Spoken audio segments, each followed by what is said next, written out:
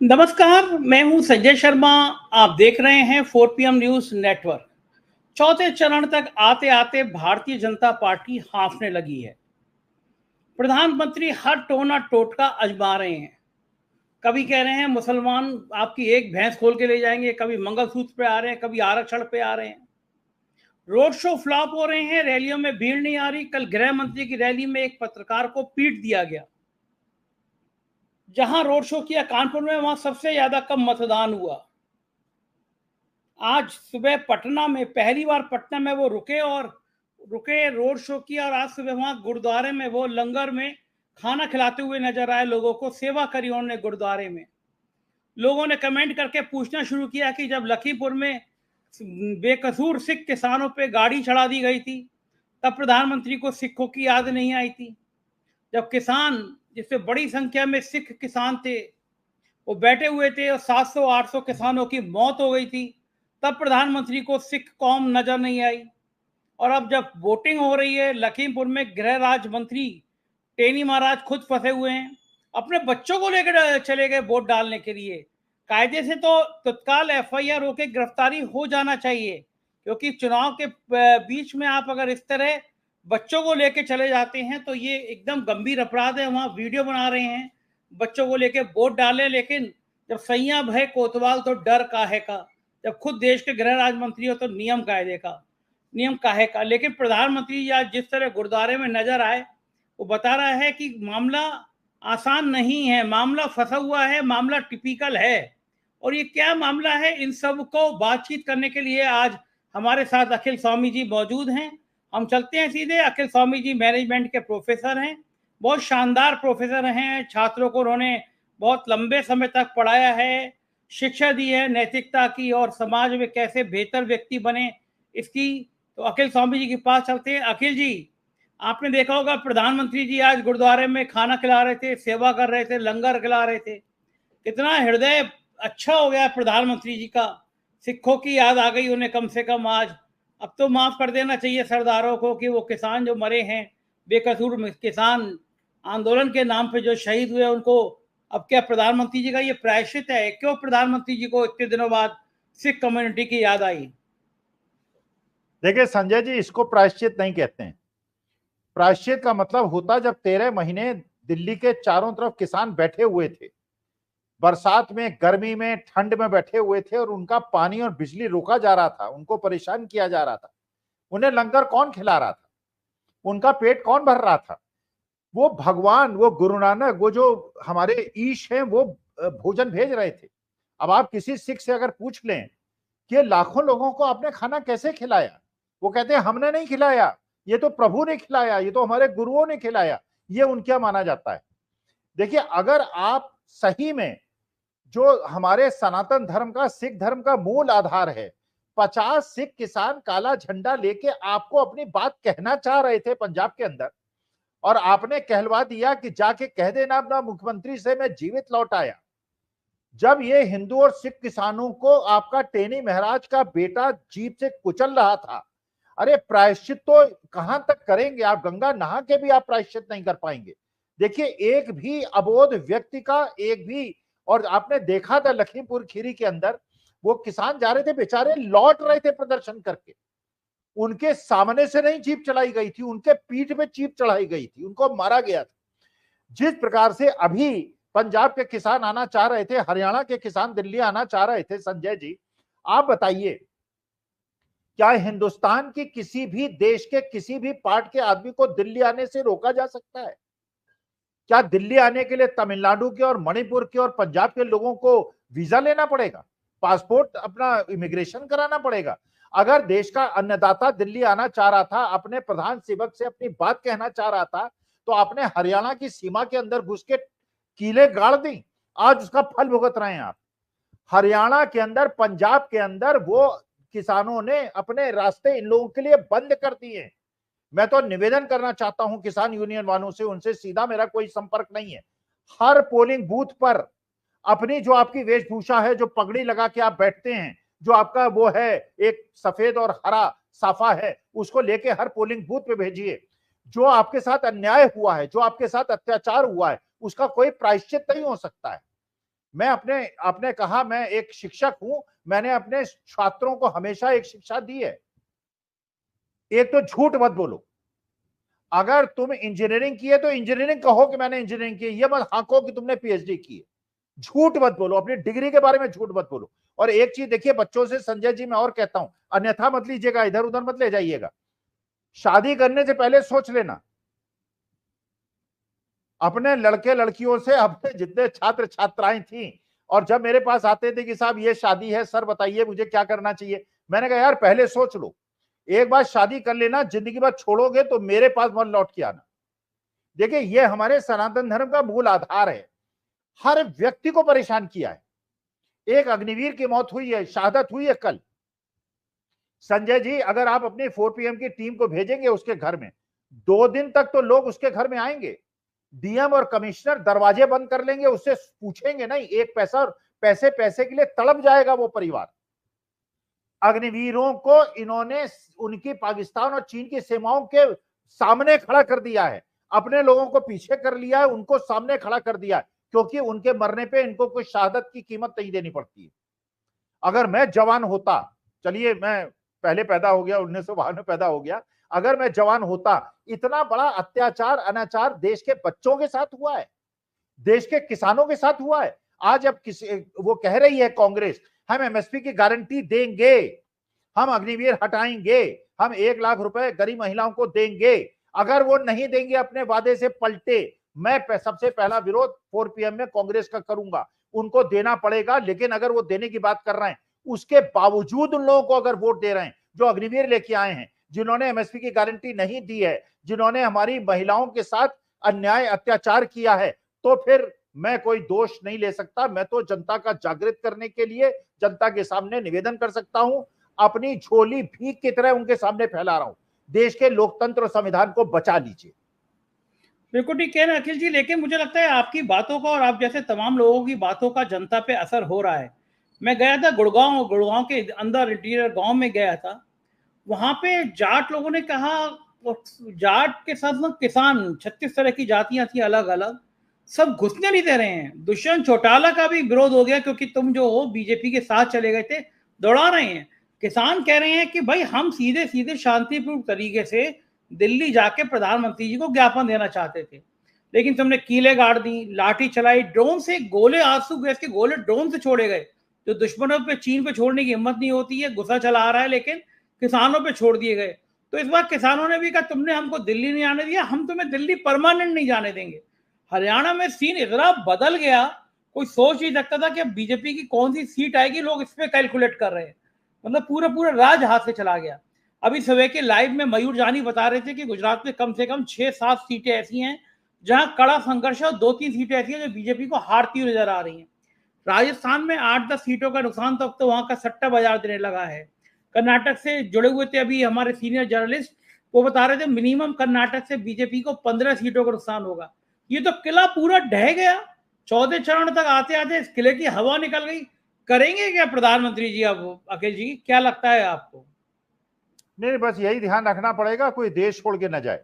देखिए संजय जी, ये जाटों की बेटियां नहीं है, एक चीज का ध्यान रखिए, हमारे सनातन धर्म में ये सांझी बेटियां हैं, ये हमारी 36 बिरादरी की बेटियां हैं।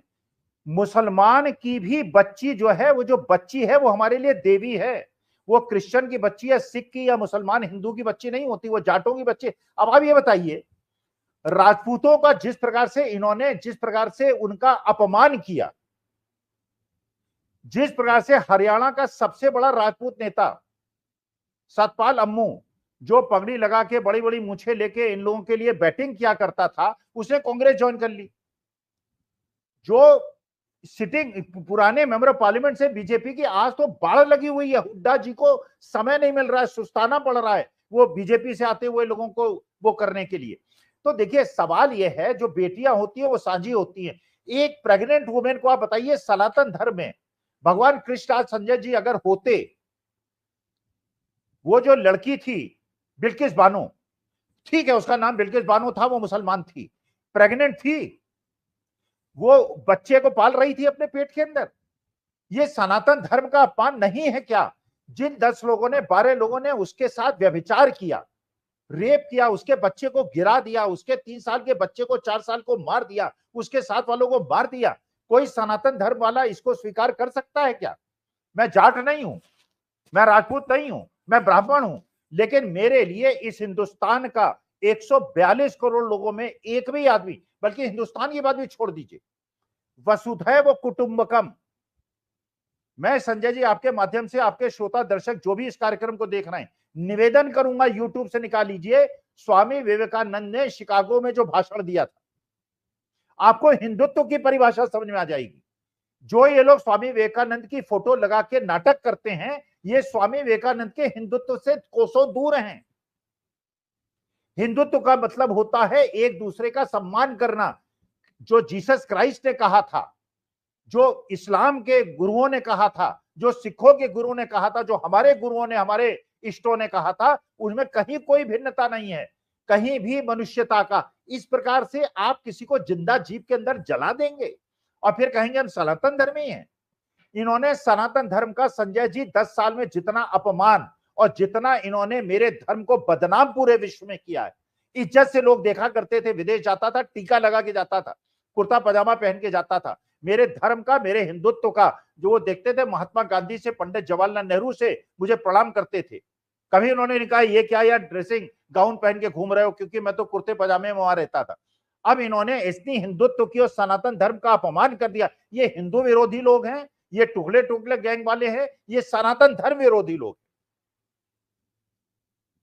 क्यों क्यों ऐसी मानसिकता लेकर मोदी जी आए? कहां तो भारतीय जनता पार्टी हिंदुत्व की बात कर रहे थे और कहां वो इस स्तर तक उतर आए कि समाज में नफरत बोलनी है, कहना है 2 भैंसें होंगी, एक भैंस कांग्रेस खोल के ले जाएगी।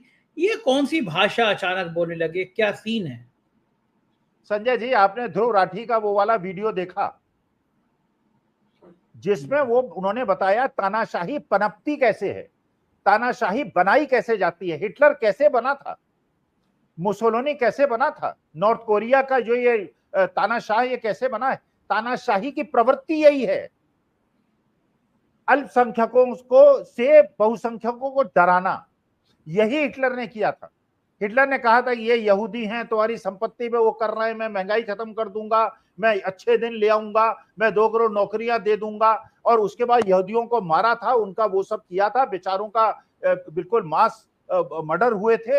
लेकिन उसके बाद जब 1 साल के बाद जनता को जर्मनी की पता चला, ये आदमी तो नौटंकी कर रहा है, तो झूठ बोल रहा है, आप जर्मनी में चले जाइए यार, हिटलर का नाम ले लीजिए, आपको जेल हो जाएगी। अरे आप ये बताइए, हम लोग ये अब्दुल हमीद की संतानों को, आप खुद सोचिए संजय जी, अशफाकुल्लाह की संतानों को, ब्रिगेडियर उस्मान की संतानों को, आप चले जाइए दिल्ली के कराट प्लेस पे, जहां हमारे शहीदों की लिस्ट लगी हुई है, उसमें कितने हिंदू हैं, कितने सिख हैं, कितने मुसलमान हैं जिन्होंने हमारे देश की स्वतंत्रता के लिए लड़े हैं, जो अशफाकुल्लाह खां और राम प्रसाद बिस्मिल की दोस्ती भाई साहब कृष्ण और सुदामा से कम की नहीं है, एक दूसरे के लिए जान छिड़कते थे। अशफाकुल्लाह ने कहा था मैं मुसलमान हूं, हिंदू नहीं हूं, पुनर्जन्म में विश्वास नहीं करता, लेकिन अगर मेरा पुनर्जन्म हो तो मैं इसी देश के लिए दोबारा मरूं। इस टाइप के मुसलमानों के बच्चों को हम कैसे मार दें? हम सिखों पे कैसे अत्याचार कर दें? हम ठीक है, हम 80% हैं हिंदू, लेकिन इसका मतलब यह है जो 20% है, अगर हम उनका ध्यान नहीं रखेंगे संजय जी, आपके भी 50 रिश्तेदार विदेश में होंगे, मुसलमान और क्रिश्चियन देशों में होंगे, अगर वहां वो इसी तरह का व्यवहार करने लगे तो हमारा हिंदुत्व तो कहां रह जाएगा? तो ये मैं 2 निवेदन करता हूं। तो स्वामी विवेकानंद ने शिकागो में भाषण दिया था, यूट्यूब उसको देखें, अवश्य देखें। और दूसरा जो ध्रुव राठी का वीडियो है, तानाशाही पनपती कैसे है, ये तानाशाही पनप रही है, और इसीलिए बार बार निवेदन कर रहा हूं, झोली फैलाकर भीख मांग रहा हूं आप लोगों से जो इसको देख रहे हैं, तानाशाही को मत आने दीजिए, झेल नहीं पाएंगे। क्या लग रहा है अखिल स्वामी जी, 4 चरण के चुनाव के बाद भारतीय जनता पार्टी कहां खड़ी नजर आती है आपको? कितनी सीटों पे खड़ी नजर आती है? देखिए मेरा ये वो है, बिल्कुल पक्का निश्चय है, कांग्रेस को 100 सीटों से ज्यादा मिल रहा है, और कांग्रेस का 100 सीटों से ज्यादा मिलना ही ये सिद्ध करता है कि बीजेपी को 220 सीट नहीं मिल रही। आरजेडी की 1 सीट नहीं थी, बढ़ेगी, उद्धव ठाकरे की सीटें बढ़ेंगी, शरद पवार की सीटें बढ़ेंगी, आम आदमी पार्टी की बहुत सीटें बढ़ेंगी, कांग्रेस की सीटें 100 से ऊपर आएंगी। टीडीपी इनका साथ छोड़ देगी, वाईएसआर कांग्रेस इनका साथ छोड़ देगी, बीजू जनता दल इनका साथ छोड़ देगा, जनता दल यूनाइटेड इनका साथ छोड़ देगा, एनसीपी अजीत पवार इनका साथ छोड़ देंगे और शिवसेना एकनाथ शिंदे इनका साथ छोड़ देंगे। इसलिए लेकिन ये बेईमानी 4-5% की करेंगे। जो भी वोटर ऐसे हैं जो देश में संविधान और लोकतंत्र की रक्षा करना चाहते हैं, लू चले, पानी बरसे, ओले पड़े, देश के संविधान और लोकतंत्र को बचाने के लिए आपको वोट देने जाना है। 5% की हेराफेरी होगी, हर चुनाव क्षेत्र में 15% की लीड दीजिए।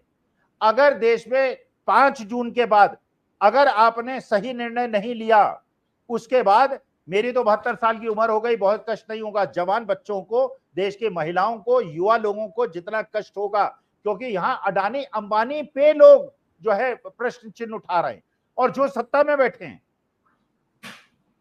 हम लोग कह रहे हैं कि राहुल गांधी और माननीय मोदी जी की एक डिबेट करा दो, संजय शर्मा जी के सामने करा दो। मेरी एक दिन 4 PM में 2 बजे मेरे बजाय आप राहुल और उनकी मोदी जी की डिबेट करा दीजिए।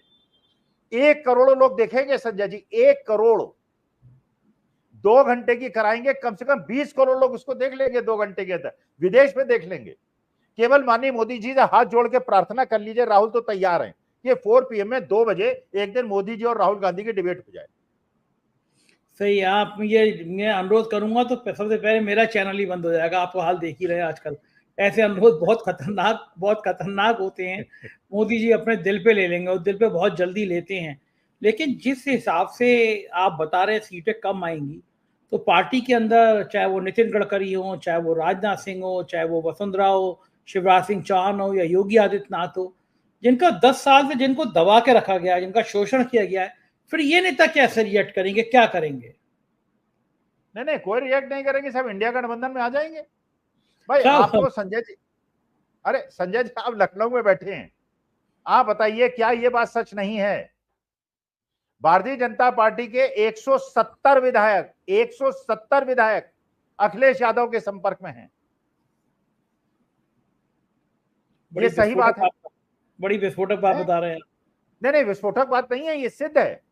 ये सारे वो लोग हैं जो समाजवादी पार्टी और कांग्रेस से, अरे जितने हैं सारे के सारे, आज के तारीख में जितने विधायक एमपी हैं, जिनको भी राज्यसभा का टिकट दिया है, सब कांग्रेसी हैं। वो तो बेचारे अपने केसेस वापस कराने के लिए गए थे, उन्हें राज्यसभा का टिकट दे दिया। अब आप बताइए अशोक चौहान या आरपीएन सिंह, अब जितेंद्र प्रसाद, क्या आप सोचते हैं पीलीभीत का सीट जीत जाएंगे? जो अब धौरहरा, जो उनकी अपनी पैतृक एरिया है, वहां 2 बार उनकी जमानत जब्त हो गई है। तो ये सारे के सारे लोग देखिए, जो सत्ता में होता है ये उसके साथ जाते हैं।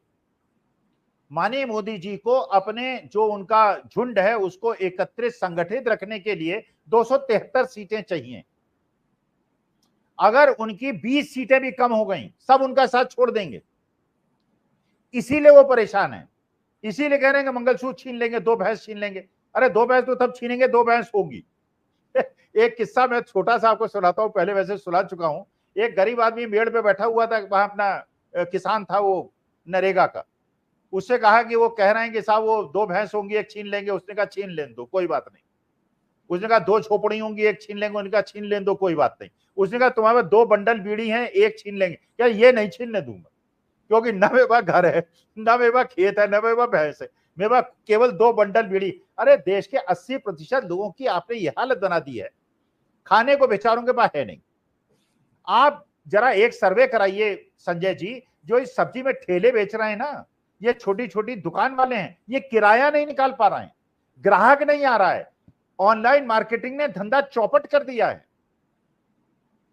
सेलिंग नहीं हो रही है। बड़े बड़े कॉर्पोरेट्स, आप देखिए आपके घर के आसपास 20 किलोमीटर की रेंज में कम से कम 100 आपको स्मार्ट बाजार मिलेंगे इनके अंबानी जी के।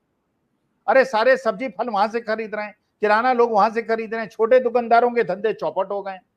अच्छा, वो अडानी अंबानी जिनको पैसा कमाया उन्हीं को अब आरोप लगा रहे हैं। अच्छा, ये आरोप क्यों लगा रहे हैं? ये समझ में नहीं आया कि दोस्त तो इनके थे अडानी अंबानी, आरोप जो उन पर लगा रहे हैं। ये खेल वो आपको पता, वो तेलंगाना के सीएम के साथ एक मीटिंग हुई थी अडानी जी की, वो कोई ज्वाइंट सेक्टर प्रोजेक्ट में कोई 1300 करोड़ का कोई एग्रीमेंट हुआ है।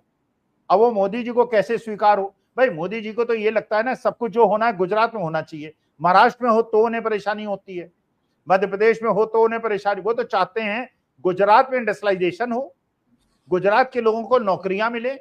अगर बिहार उत्तर प्रदेश वालों को नौकरियां चाहिए तो गुजरात जाएं। अब आप बताइए संजय जी, आपने कभी हिस्ट्री में सुना था उत्तर प्रदेश मध्य प्रदेश वालों को बिहार में नौकरी मिले? ये कभी सुना था आपने?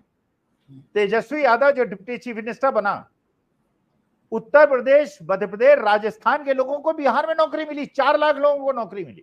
अरे हमारे देश के बच्चों को महाराज मोदी जी, आप केवल बच्चों को रोजगार दे दीजिए, इन्फ्लेशन 15% कर दीजिए, कोई परेशानी नहीं है। अरे इन्फ्लेशन तो आदमी झेल लेगा जब उसके घर में तनख्वाह आएगी। आज जो परेशानी है 6% का इन्फ्लेशन इसलिए है, परचेजिंग पावर नहीं है, डिमांड नहीं है। डिमांड न होने के बावजूद अगर इन्फ्लेशन 6% का है, भयावह स्थिति है। आपने देखा नहीं होगा अखिल जी, उन्होंने रोजगार तो दिया था, उन्होंने कहा था कि पकौड़े तलना भी एक रोजगार होता है। अरे संजय जी ये बताइए, अगर सब लोग पकौड़े तलेंगे खाएगा कौन? ये कौन से इकोनॉमिक्स पढ़े हुए लोग हैं? डिमांड सप्लाई का खेल है ना। अगर मान लीजिए 100 घर हैं कॉलोनी में, 100 घर वाले अपने घर के बाहर पकौड़े का ठेला लगा लें, तो खुद ही बनाएंगे खुद ही खाएंगे। एक बार क्या हुआ, एक किस्सा और सुना देता हूँ। एक माँ जो थी, उसके दोनों बड़े बच्चे जो थे निकम्मे थे, वो काम धाम नहीं करते थे। तो माँ ने क्या किया, एक टोकरी में आम रख के दिए और दूसरे में अमरूद रख के दिए, और उनसे कहा कि तुम जाओ बाजार में बेच के आना। सोचा कि 10-5 रुपए कमा के लाएंगे। अच्छा बच्चे गए, शाम को लौट के आए, टोकरी खाली। माँ बड़ी खुश हुई, उसने कहा बताओ कितने पैसे कमाए? उसने कहा कमाए वाए कुछ नहीं, मैंने अपने आम इसको खिला दिए, इसने अमरूद मुझे खिला दिए। अब बताइए वही होगा, पकौड़ा अगर बनाएंगे सब लोग तो खाएगा कौन? खुद ही बनाएंगे खुद ही खाएंगे, पैसा कहां से आएगा? ये बात तो ठीक है, लेकिन इन्हें पता नहीं इनको नीतियां बनाता कौन है, समझाता कौन है। राजस्थान में मैंने देखा अखिल जी, अग्निवीर योजना ने इनकी लंका लगा दी। अग्निवीर को लेके इतना विरोध है राजस्थान में कि राजस्थान की जो 8, 7, 8, 10 सीटें हारेंगे, उसमें एक बड़ी भूमिका अग्निवीर की रही होगी। बाद में सेना के बड़े सीनियर अफसर्स ने भी कहा कि ये योजना बिल्कुल ठीक नहीं है। क्या कारण है ये अग्निवीर जैसी योजना लाना, किसका दिमाग में उपज होगी? क्योंकि एक तरफ आप सेंट्रल विस्टा पार्लियामेंट बना रहे हैं, हजारों करोड़ का जहाज खरीद रहे हैं, मंत्रियों के वेतन बढ़ जा रहे हैं, और जो एक सैनिक देश के लिए कुर्बान होता है उसके लिए आप अग्निवीर योजना ले आ रहे हैं। ये किसके आइडिया पे काम किया होगा उन्होंने, प्रधानमंत्री जी ने? देखिए इसमें समस्या क्या है मैं आपको बताऊं, क्योंकि मेरे को अर्थशास्त्र का थोड़ा सा ज्ञान है। ये अनर्थशास्त्री, देखिए इनकी एक कॉमन सेंस है, सिंपल कॉमन सेंस है। अगर सरकारी नौकरी लोगों को देंगे, अगर आर्मी में नौकरी देंगे, तनख्वाह देनी पड़ेगी ना। किसको देनी पड़ेगी? सरकार को देनी पड़ेगी। सरकार के पास रेवेन्यू होना चाहिए।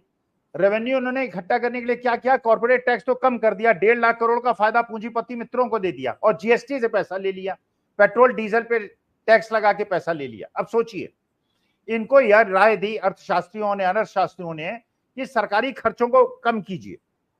सरकारी खर्चों को कम करने के लिए लोगों को सरकारी नौकरी मत दीजिए। अच्छा पेंशन देनी पड़ती है तो पेंशन खत्म कर दीजिए।